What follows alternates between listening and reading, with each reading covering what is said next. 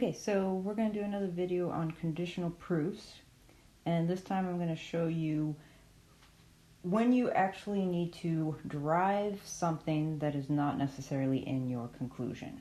So I got an example set up here. So for this one, we need to arrive at t, and they want us to use a conditional proof. So obviously our conclusion is not a conditional statement, so that must not be what we're going for. However, if we look over here, this is a condition, plus this is where my t is.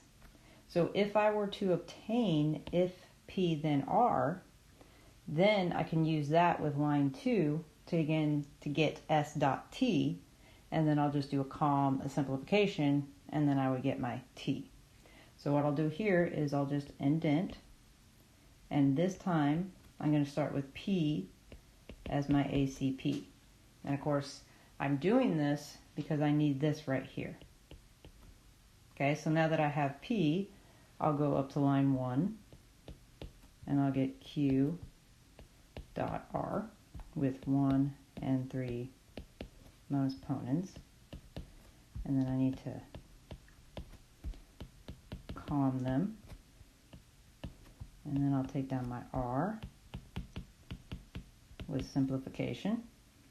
Okay, so since I wanted it if P then R, I have my P as my antecedent right here, and my consequent is R right here.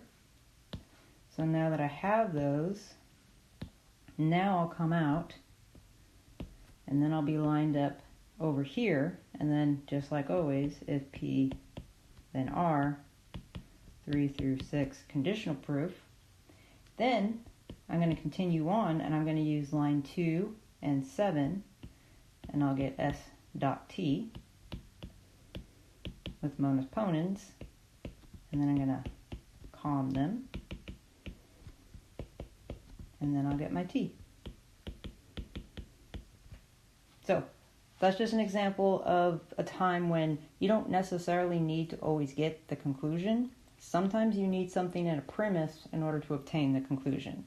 So I wrote it up here for you.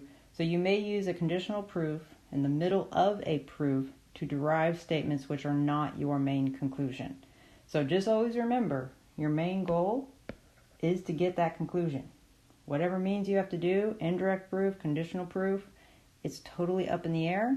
Just make certain you get it.